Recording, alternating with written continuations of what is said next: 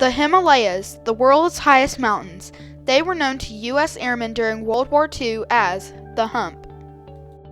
In Sanskrit, Himalaya means house of snow.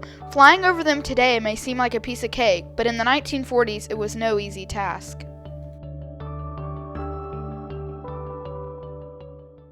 Beginning in 1942 and continuing throughout World War II, Allied planes flew over the Himalayan mountains that were between India and China. It was part of what was known as the China-Burma-India, or CBI theater. Why were Allied planes trying to get across these mountains into China? The story begins in 1937. In 1937, the Japanese attacked China. Japan had an extreme advantage over China in terms of military capability, particularly in air power. Before long, Japan was able to seize control of important cities such as Shanghai. China also lacked basic supplies it needed for the war, including guns, ammunition, artillery, gasoline, vehicles, ambulances, and other necessities. The Chinese fight against the Japanese was led by Chinese nationalist leader Chiang Kai-shek. He was able to keep the Chinese in the war in spite of their disadvantages. China was then an ally of the U.S. and Britain, and Chiang Kai-shek worked with President Roosevelt and Prime Minister Churchill to obtain the supplies and support needed for the war.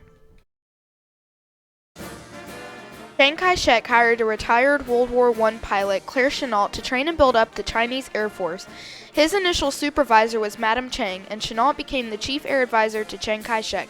They maintained a close friendship throughout the war.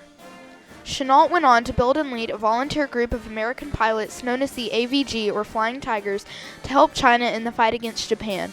The Flying Tigers were among the first pilots to fight with the Japanese, and they achieved great fame for their success in those air battles. We interrupt this program to bring you a special news bulletin. The Japanese have attacked Pearl Harbor, Hawaii, by air, President Roosevelt has just announced. The attack also was made on all naval and military activities on the principal island of Oahu. Even though there were more famous battles in World War II, such as the Battle of Midway, Guadalcanal, D-Day, the Battle of the Bulge, and the Battle of Iwo Jima, there was another campaign that occurred that was also vitally important to the war.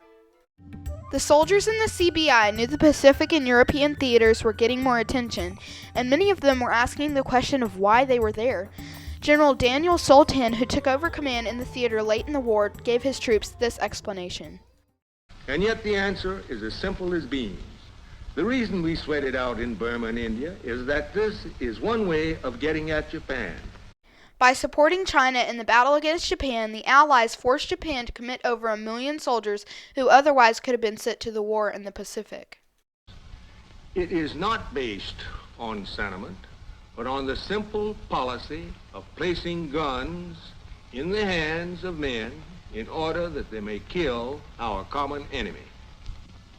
Well, the Japanese realized that we would help China. And surprising almost no one, they preferred to fight Chinese who had no guns. The Burma Road provided a route from Burma to Kunming, China. The U.S. and its allies used the road to bring supplies to China by truck, while also delivering supplies to shipping ports along China's coast. But by March of 1942, Japan had closed off the Chinese seacoast and the Burma Road, forcing the Allies to explore another way to deliver supplies to China.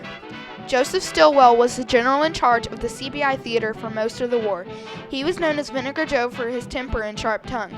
He was pushed out of Burma by the Japanese in 1942. Stilwell and Chennault disagreed in their war plans. Stilwell favored ground troops while Chennault favored air power. Stilwell was determined to get to China by regaining Burma and building an extension of the Burma Road known as the Lido Road. But building a road through the jungles of Burma would take a long time. Flying the Hump became the only option for supplying China. It was the first operation of its kind, the first sustained, around-the-clock, all-weather, long-range military aerial supply line in history. Hump flights generally left from the Assam region in northeast India to Kunming, China. The Hump became the most used air route in the world. The Air Transport Command, or ATC, directed air traffic by flying planes at different heights and over different routes. The exchange of cargo included army trucks, machine tools, ambulance bodies, heavy guns, bombs, and lots of gasoline. From December 1942 until the end of the war, Hump crews carried 721,700 tons of supplies. Hump crews also transported Chinese troops for training and deployment.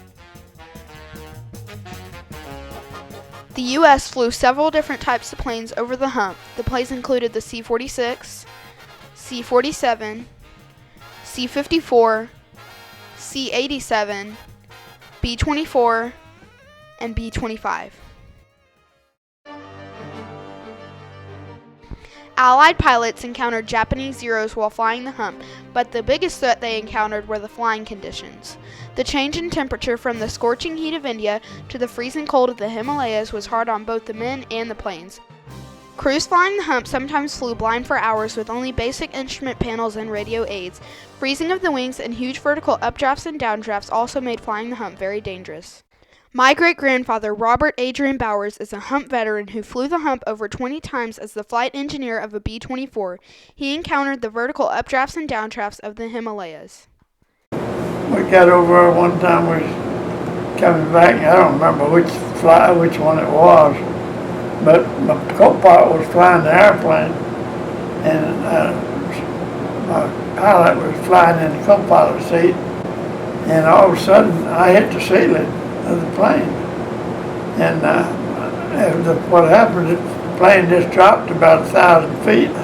I'd been over one time I'd be on the ceiling, and next time I'd be on the knees on the floor of the flight deck.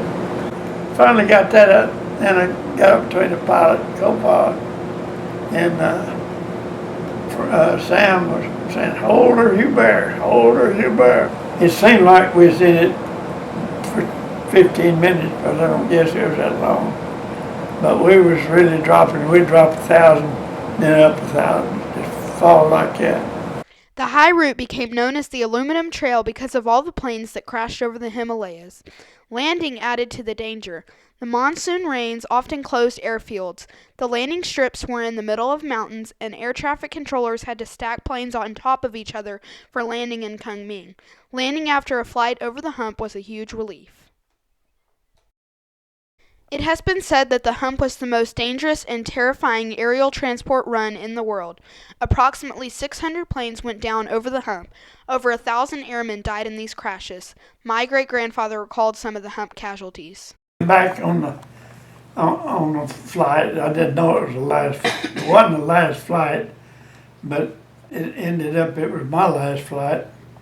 Coming back, the navigator, Dolan, Cap as we called him, he called me on the interphone. He said, "Hey Bob," he said, "I'm going to fly tomorrow and get to DFC." He said, "I understand they're going to quit it at 350 hours.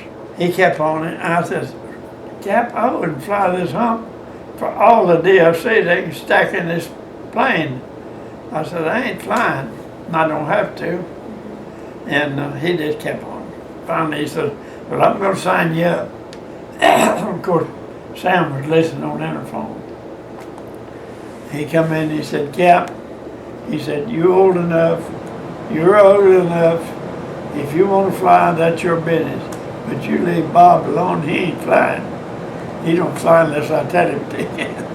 The day before we left to come back to base, we got word that Cap plane crashed in the mountains and killed all of them. A bombardier got killed, and a whole bunch of bombardiers got in a C-47 and was going to get their hours in, and it crashed and killed a whole bunch. But we lost more planes over the Hump we did in combat. There was planes crashed every day just about.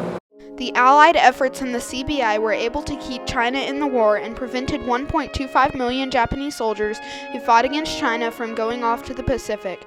Crews made over 165,000 trips over the Hump, playing a critical role in the war. The CBI may be called the forgotten theater of World War II, but the dedication and sacrifices of those who served there should never be forgotten. We couldn't have done it without them.